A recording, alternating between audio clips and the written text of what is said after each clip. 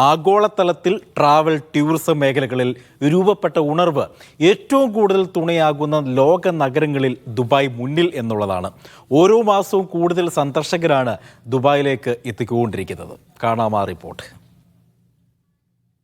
Dubai നഗരത്തിൽ ഈ വർഷം ആദ്യ പകുതിയിൽ മാത്രം എത്തിയത് 93 ലക്ഷം സന്ദർശകരാണ്.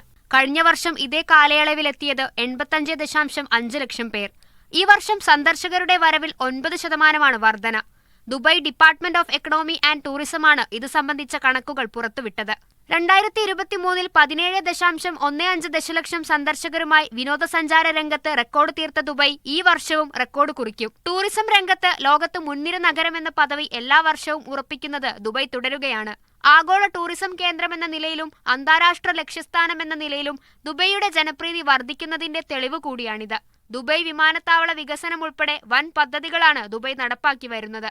വിനോദസഞ്ചാരികളുടെ പ്രവാഹം കൂടുന്നതോടെ അവരെ ഉൾക്കൊള്ളാൻ അടിസ്ഥാന സൗകര്യ വികസനത്തിലാണ് ദുബായ് ഇപ്പോൾ പരമാവധി ശ്രദ്ധ കേന്ദ്രീകരിക്കുന്നതും. Media 1 Dubai.